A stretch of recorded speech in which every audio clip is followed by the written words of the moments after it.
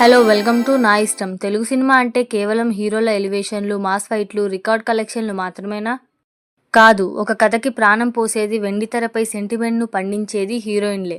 అయితే గత 70 ఏళ్లలో మన టాలీవుడ్ హీరోయిన్లు క్యారెక్టరైజేషన్ ఎలా మారింది? కేవలం పాటలకే పరిమితం అనుకున్న గ్లామర్ పాత్రల నుండి బాక్సాఫీస్ను శాసించే లేడీ ఓరియంటెడ్ సినిమాల వరకు మన హీరోయిన్లు సాగించిన ప్రయాణం ఎలాంటిది?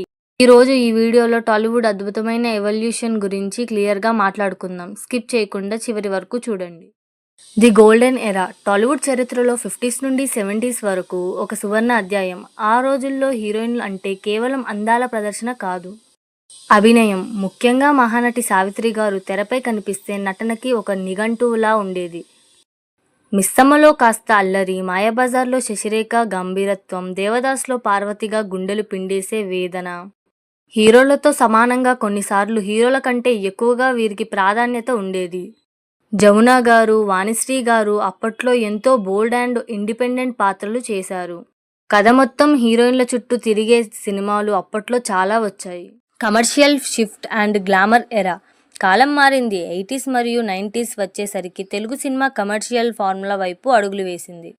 ఇక్కడే మనకు ఇద్దరు లెజెండ్స్ కనిపించారు. ఒకరు అతిలోక సుందరి శ్రీదేవి.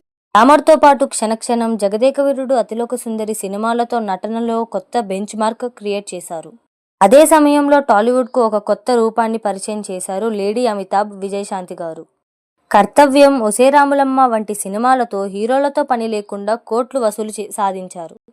టాలీవుడ్లో సరికొత్త రికార్డులు సృష్టించారు. ఆ తర్వాత వచ్చిన సౌందర్య గారు హోమ్లీ లుక్తో, రమ్యకృష్ణ గారు నీలాంబరి లాంటి పవర్ఫుల్ పాత్రల్లో హీరోయిన్లుగా గౌరవాన్ని మరింత పెంచారు. The glamour and commercial break. 2000 శతాబ్దంలో టాలీవుడ్ గ్లోబలైజ్ అవ్వడం స్టార్ట్ అయింది. ఈ టైంలో హీరోయిన్ల పాత్రలకు ఎక్కువగా గ్లామర్కి పరిమితమయ్యాయనే విమర్శలు వచ్చాయి.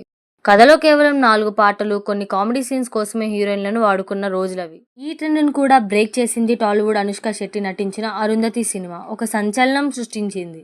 ఒక హీరోయిన్ సినిమాకు 70 కోట్లకు పైగా వసూలు చేయగలదని నిరూపించింది.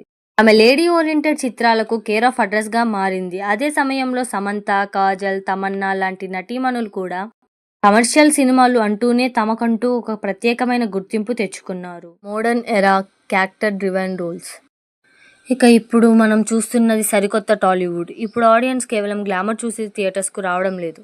క్యారెక్టర్లో దమ్ముండాలి. ఫిదాలో భానుమతిగా సాయి పల్లవి తెలంగాణ యాసతో మాయ చేస్తే, మహానటిగా కీర్తి సురేష్ నేషనల్ అవార్డు అందుకుంది. నయనతార, సమంత లాంటి స్టార్స్ ఇప్పుడు కంప్లీట్గా సోలో సినిమాలు చేస్తూ మార్కెట్ని లీడ్ చేస్తున్నారు. నేటి వారం హీరోయిన్లు కేవలం హీరో పక్కన డాన్స్ వేసే బొమ్మలు కాదు, కథను నడిపించే ప్రధాన పాత్రధారులు. ముఖ్యమైన బోల్డ్ అండ్ ఇంట్రెస్టింగ్ పాత్రలు చేయడానికి మన హీరోయిన్లు అస్సలు వెనకాడడం లేదు. సావిత్రి అభినయం నుండి విజయశాంతి గారి పౌరుషం వరకు, అనుష్క శెట్టి గంభీరత్వం నుండి నేటి సాయి పల్లవి సహజ నటన వరకు తెలుగు సినిమా హీరోయిన్ల ప్రయాణం ఎంతో స్ఫూర్తిదాయకం.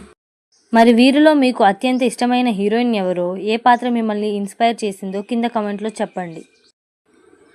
సబ్స్క్రైబ్ చేసుకోండి, లైక్ చేయండి, షేర్ చేయండి. మరో వీడియోలో మళ్ళీ కలుద్దాం.